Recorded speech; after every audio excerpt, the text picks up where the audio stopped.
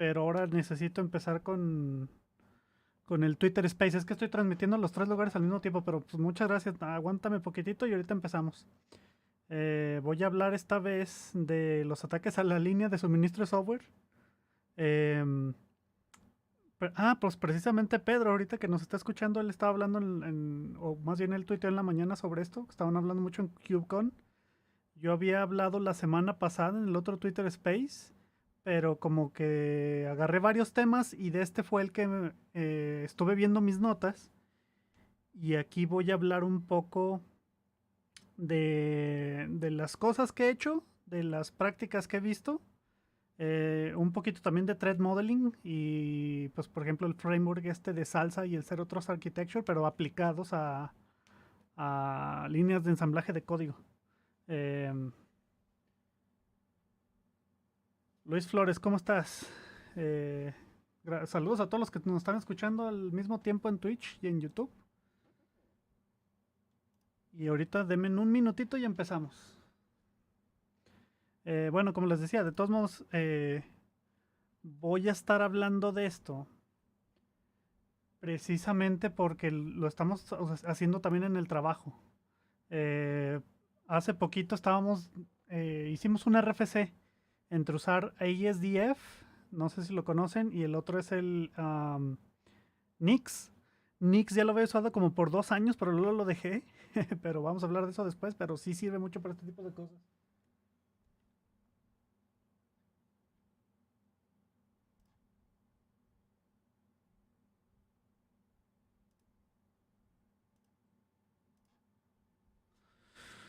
Ok, ok, vamos viendo. Yo creo que ya es buen tiempo para empezar. Vamos a darle un minutito más.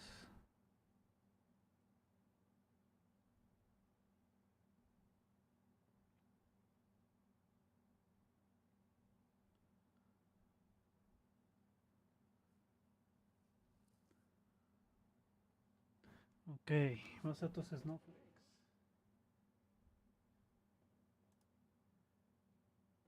Bien, entonces pues si quieren empezamos. Entonces miren, vamos a hablar de ataques a la línea de suministro de software. ¿Qué significa esto? Bueno, todo empezó, al menos, o mucho de esto empezó cuando yo estaba trabajando en una empresa. Precisamente creo que hablamos de eso en el podcast cuando estábamos usando NPM y pasó lo del padleft. Si mal no se acuerdan, padleft era una microbiblioteca que manipulaba una cadena y le ponía espacios hacia la izquierda. Entonces, debido a que esa biblioteca lo usaban en un montón de lugares, todos los pipelines en los que yo estaba trabajando pues, tronaron. Ah, sí, SDF está muy bueno. Entonces, todos los pipelines donde yo estaba trabajando, los pipelines de frontend tronaron. Y ahí es cuando nos dimos cuenta que teníamos que tener un mecanismo al menos de caché enfrente del repositorio de NPM, el repositorio principal. Y antes ya me habían pasado cosas similares. Por ejemplo, no recuerdo la última vez que se cayó Maven Central, pero estábamos usando un mirror de Maven Central y ese mirror sí se cayó. Supuestamente el mirror lo que hacían es que escaneaban los artefactos de Java y luego ya después si pasaban el escaneo entonces ya te los dejaban a disposición tuya. Entonces la primera vez que ibas a hacer que ejecutabas un pipeline y descargabas eso dentro de la red de la organización, la primera vez fallaba porque empezaba el escaneo y luego ya la segunda vez ya si pasó el escaneo entonces ya te dejaba descargar el artefacto. Y mucho de esto del ataque a la línea de suministro de software tiene que ver con cómo verificamos la integridad de, de este tipo de cosas. Ahora, eh, recientemente, por ejemplo, aquí traigo el primer link. Estamos hablando de Salsa. Supply Chain Levels for Software Artifacts. Aquí Salsa es como un framework que lo que hace es que te da niveles ¿cómo les diré? Niveles de madurez de tu línea de ensamblaje y de tu cadena de suministros. Entonces, en estos niveles de madurez, como que tú tienes que implementar un concepto que se llama provenance. Provenance, así como que dices, como providencia, de dónde vienen, o de proveniencia, de dónde vienen tus artefactos. Eh, Les digo, si están bajando las cosas directamente de NPM, pues está bien, porque se supone que NPM es el repositorio centralizado de eso, igual Maven Central y demás. Pero también tienes que verificar que no haya, por ejemplo, esos ataques donde los hackers meten una versión nueva inmediatamente. Esa versión tiene una vulnerabilidad, como por ejemplo puede traer, no sé, puede traer una función que haga llamado para, ¿cómo se le llama ese? Para inyección de shells y cosas por el estilo. O también puede ser que traiga a lo mejor hasta un minador de bitcoins. Así me pasó en unos servidores que estábamos en Azure. Una de las dependencias que uno de los desarrolladores bajó, la versión que traía específicamente tenía eso, tenía un minador de Bitcoin, y cuando empezaron nuestras aplicaciones empezaba a subir el CPU de a montón. Estaban minando, bueno, no Bitcoin, era otra criptomoneda, pero lo estaban minando muy fuertemente. Nos gastamos un montón de dinero esa vez. Entonces ahí como que les da niveles, para que estudien más o menos el framework, son como niveles de madurez. Lo más fácil de adoptar, como ellos dicen aquí, es la proveniencia. Tienes que rastrear de dónde vienen tus artefactos y estar seguro de que los artefactos que estás bajando son los que tú piensas que son. O sea, tienes que hacer una verificación criptográfica a la mejor de la integridad de esos artefactos. Eso también va a tocar un tema que vamos a tocar un poquito más adelante, que es el de Software Bill of Materials, que también es un concepto relativamente nuevo, pero que ya lo hemos visto en otros lugares, o al menos yo en mi carrera sí lo vi en otros lugares. Entonces ese es el framework de Salsa. Está en una versión alfa todavía, pero les recomiendo que lo verifiquen.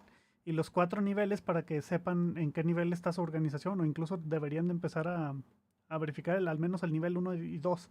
Como les digo, el 1 es saber dónde vienen las cosas y el 2 es tratar de tener garantías de integridad en esa cosa.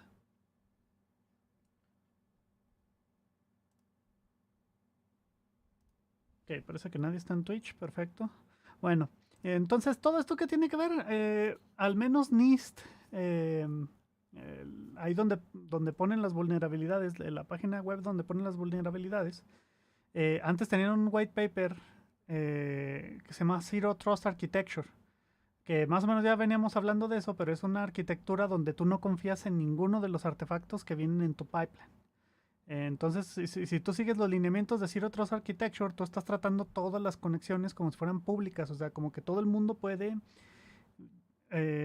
al menos acceder a los artefactos que tú tienes. Entonces, si todo lo consideras público, tienes que meterle seguridad o hacer el hardening, como lo llaman en inglés, de tal manera de que tengas un modelo donde tú puedas decir, todas estas conexiones que hago al internet, todos estos artefactos que me estoy bajando, yo no puedo confiar que vengan de una fuente honorable, entonces tengo que hacer verificaciones sobre esos artefactos. Entonces, mucho de esto tiene que ver con ese tipo de arquitectura. Ahora, el siguiente, lo primero que hicimos, al menos en esos proyectos donde yo estaba trabajando, es utilizar algo que se llama threat modeling. El threat modeling regularmente se usa nada más en aplicaciones. Pero por ejemplo, en la empresa en la que estaba trabajando el año pasado, empezamos a hacer threat modeling de nuestros pipelines. ¿Qué quiere decir threat modeling? Threat modeling es un ejercicio donde ustedes van a tratar de imaginarse las formas en que los pueden atacar. Entonces, aquí la página que tengo, y la voy a dejar en las notas del show, tanto en YouTube como en Twitch, y también voy a poner un tweet acompañando esto.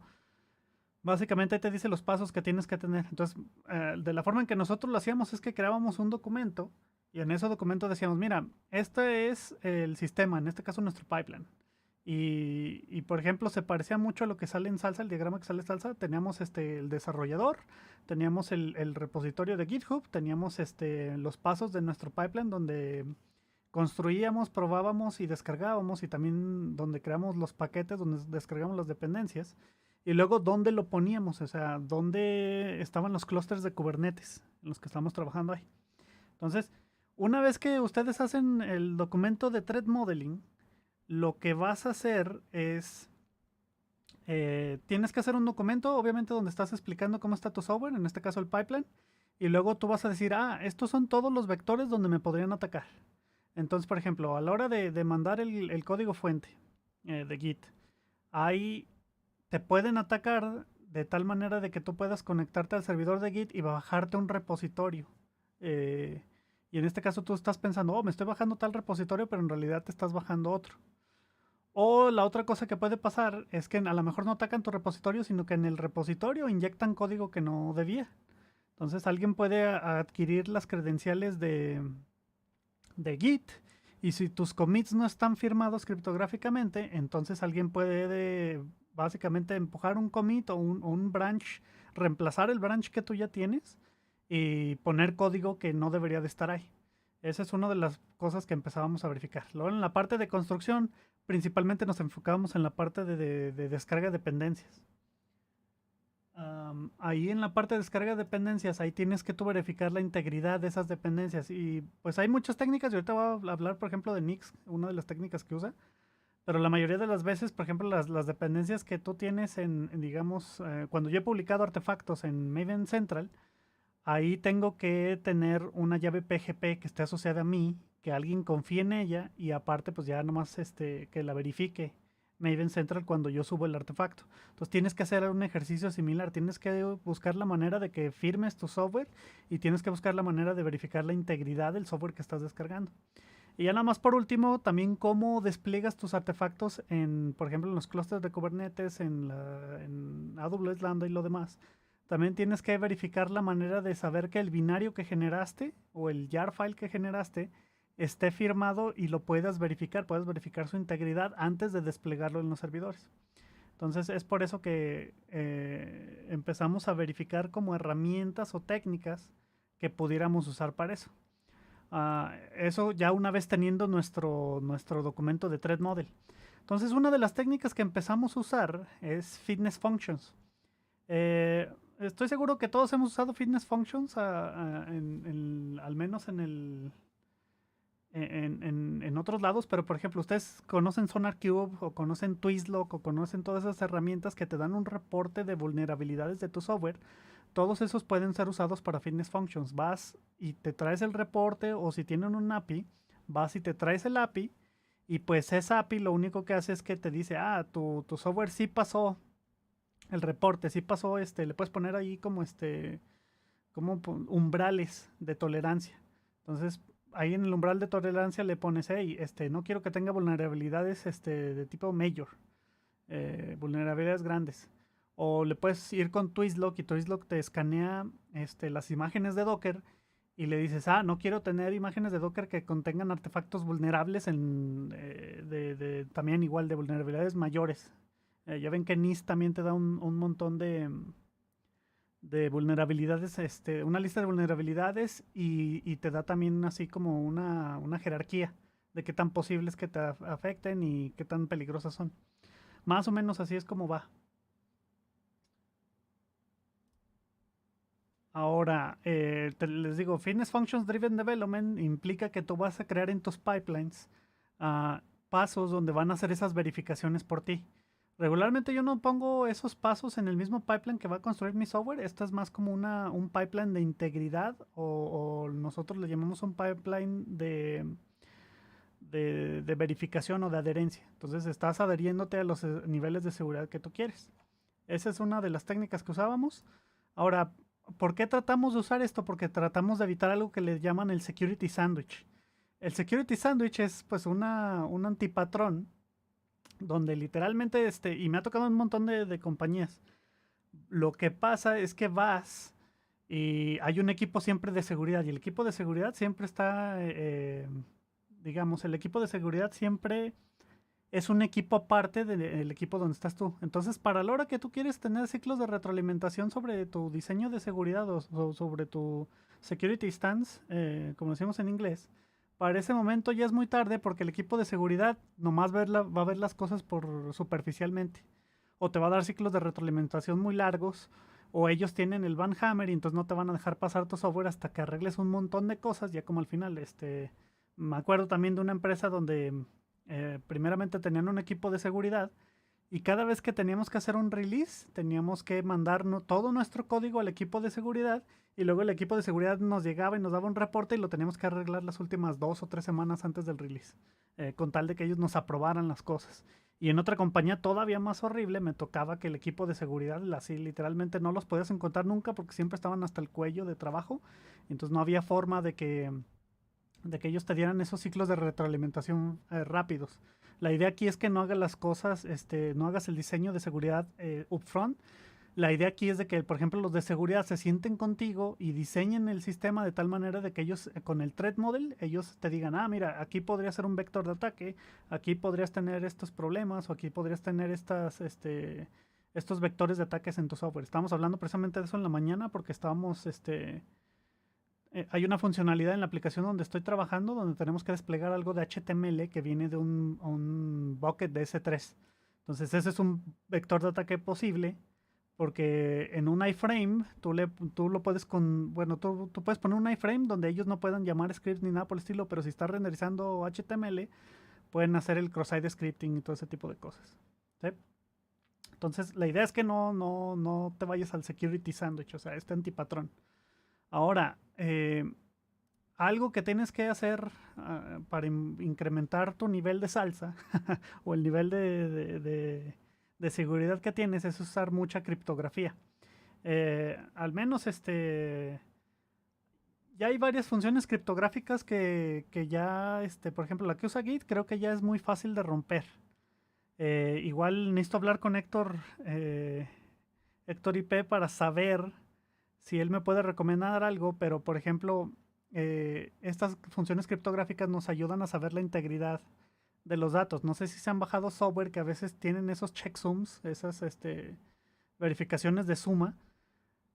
Básicamente lo que tú quieres es eso, lo que tú quieres es una verificación de suma para saber si es la integridad de tus binarios y de tus artefactos. Con respecto a eso. Entonces hay muchas formas de verificar estas cosas. Una de las cosas que estamos viendo eran dos paquetes. Uno era Nix, ¿verdad? Entonces Nix puede hacer verificaciones con algoritmos MD5, SAH1, SA256, SAH512. Ahora, yo sé que muchos de estos ya son vulnerables, entonces obviamente quieres usar el más seguro, pero Nix, la ventaja que tiene es que te fuerza a usarlas. O sea, no es como que vas a meter esto después ya de poner tu pipeline y no lo vas a poner con un paso extra. No, te fuerza a que me digas, oye, ¿te quieres bajar un código binario o un zip file de algo? Entonces Nix lo que hace es que te fuerza a que le des el checksum criptográfico para poder decir que va a ser una construcción reproducible. No le puedes decir a Nix, sabes que no tengo checksum de este artefacto, porque entonces no te puede garantizar que es el mismo artefacto todas las veces y por lo tanto no puede continuar. Entonces hay un montón de funciones para hacer derivaciones en Nix. Sí usé varias veces esto, pero, o sea, al mismo tiempo es algo tedioso ponerlo, pero otra vez, si tú quieres incrementar tu postura de seguridad, entonces lo tienes que hacer para verificar la integración. Ahora, yo usé Nix mucho tiempo y la verdad es que no soy muy fan porque es muy tedioso. Es muy tedioso de usar.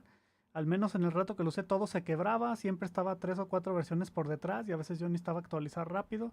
Entonces, personalmente yo localmente no uso Nix. Yo utilizo otra que se llama ASDF. Y ASDF lo que también hace es que, al igual que Nix, te crea un entorno donde tú tienes todas las herramientas que necesitas para desarrollar.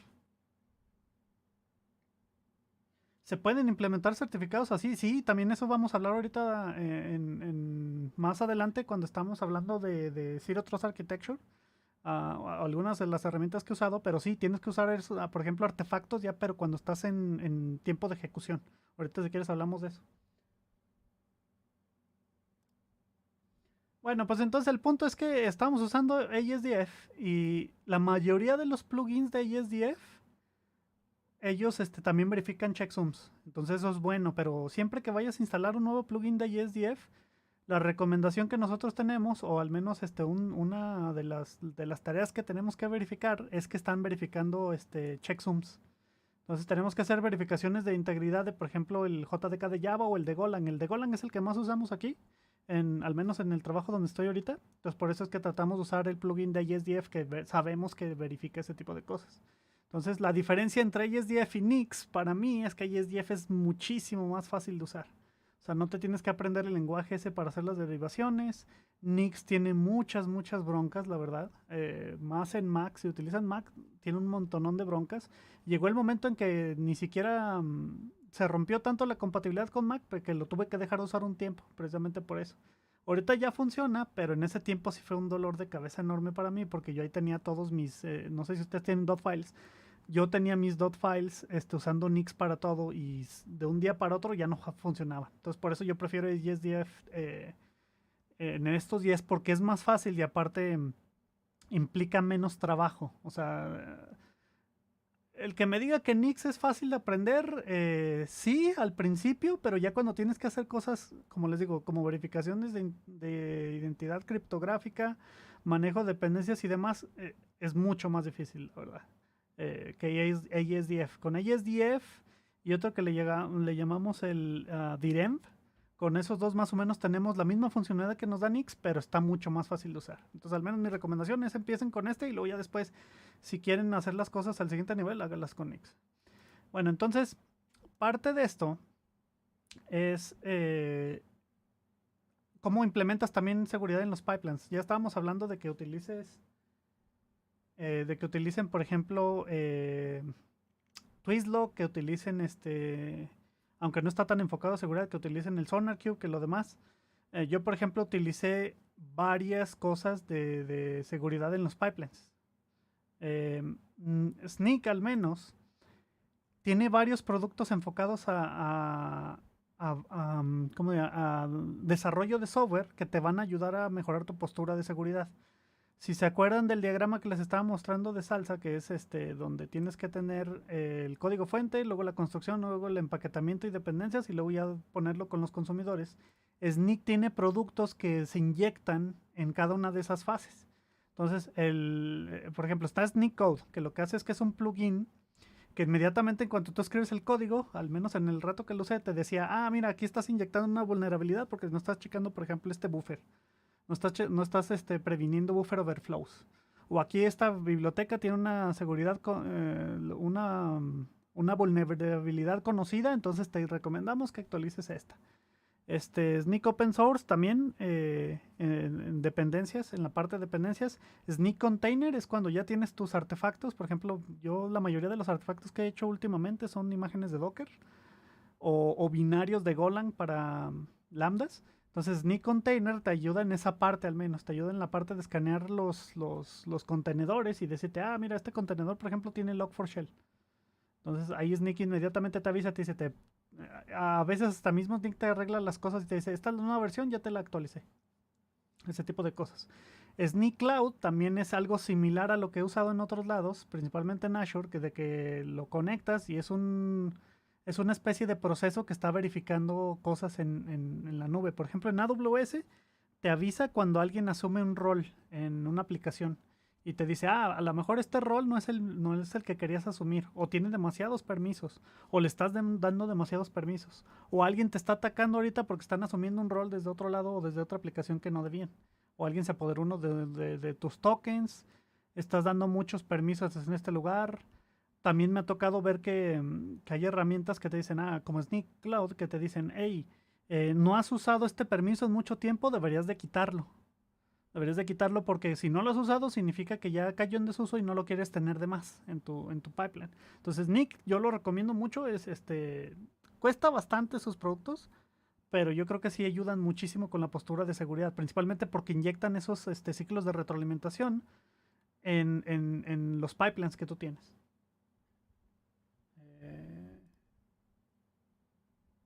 ¿Qué más? Bueno, otra herramienta que utilicé mucho en el pasado era Atomis, que los acaba de adquirir Docker.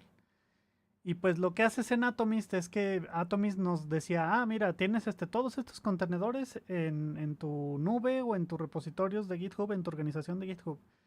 Tienes todos estos contenedores y sabemos que estás usando todas estas versiones, te haces un diagrama y luego te dice, y estas versiones son las vulnerables, entonces te recomendamos automáticamente verificar eso. Entonces, ellos también te dan como un reporte de vulnerabilidades que tú también puedes escanear al menos con un API y meterlo como un paso en tu pipeline. Y hacía más cosas antes, pero ahorita ya no estoy tan enterado de qué tanto hace Atomis, pero sí era una herramienta que utilizabas mucho para este tipo de cosas. Y bueno, también quiero hablar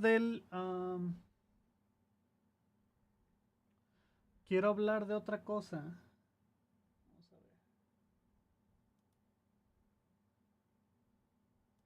quiero hablar de otra cosa que se llama el Software Bill of Materials.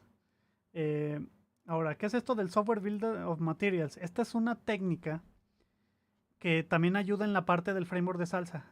No nada más tienes que saber que tus dependencias están verificadas, también tienes que saber dónde las estás colocando y qué artefactos están usando qué cosas. Entonces otra vez, la parte de Log4Shell movió así mucho del desarrollo del software porque no sabían muchas empresas dónde lo estaban usando.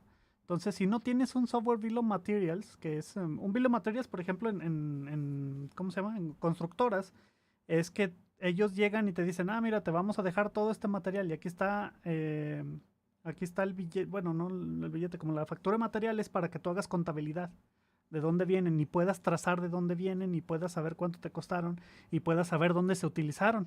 Entonces, más o menos es una técnica que copiamos de esa industria para saber cómo están haciendo. Algo que usamos mucho nosotros para Software Bill of Materials era escanear todos nuestros,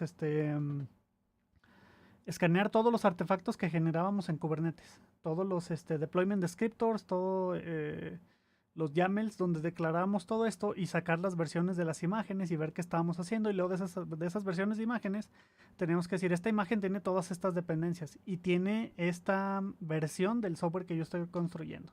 Entonces esta técnica también muy importante que la apliquen en donde estén, para que a la hora que haya, por ejemplo, vulnerabilidades como Log4Shell, ustedes pueden decir, ah, mira, estos son todos los repositorios que están afectados y vamos a hacer acciones correctivas.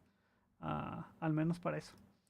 Y luego está escaneo de dependencias. Les digo, yo utilicé mucho Atomiz para hacer eso, pero al menos todos los NPM, Gradle, todos los sistemas de construcción automática deben de tener una tarea donde te pueda escupir otra vez todas las dependencias que estás usando. Y no solamente todas las dependencias directas, sino las transitivas, porque las transitivas suelen ser las que traen las vulnerabilidades o traen problemas como el del FPath, del que estábamos hablando. Y otra postura más de seguridad, por ejemplo, es meterle lo menos de dependencias o tratar de tener tus contenedores, tratar de tener tus artefactos lo más escuetos posibles, que nada más tengan lo que necesitan. Para eso, por ejemplo, están las imágenes de distroles de contenedores, que lo que hacen es que ni siquiera meten el sistema operativo completo, meten nada más la parte que tú ocupas. Estas imágenes de distroles sí las he usado.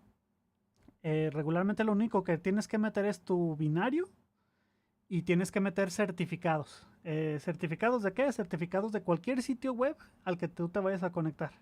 Entonces no tienes que irte directamente por el certificado, puedes bajarte una lista de certificados. Creo que una que usé era una biblioteca de Python que sirve precisamente para verificar esos tipos de certificados. Ahorita no me acuerdo exactamente el nombre, pero básicamente metía certificados que están más actualizados que los que regularmente estaban en las distribuciones de Ubuntu, por ejemplo. Me acuerdo porque estamos usando Ubuntu, entonces esa parte del aprovisionamiento de servidores era meter certificados más recientes y eliminar los viejos. Y en distro les me pasaba igual, tenía que meter los certificados nuevos de algún lugar.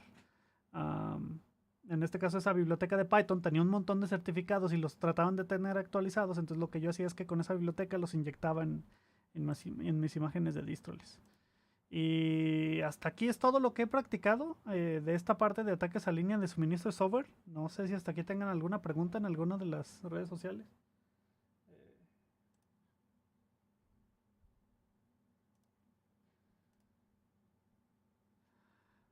Bueno, vamos a esperar un momentito. Casi nadie se conectó acá en el Twitter Space. Yo creo que los miércoles por la tarde es muy difícil conectarse, pero si no funciona, pues lo puedo hacer los viernes.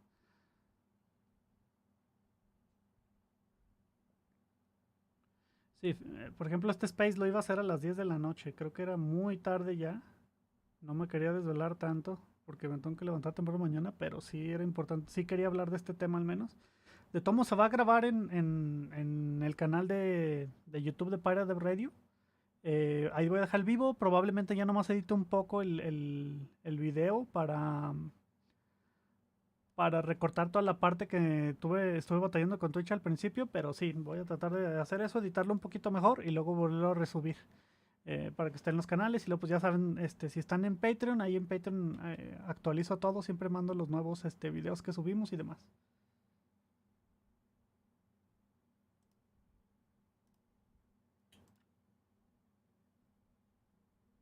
Ok, perfecto. Entonces, nomás hablamos de esto como media hora. O sea, es un tema chiquito, pero de todos modos son muchas cosas que ver.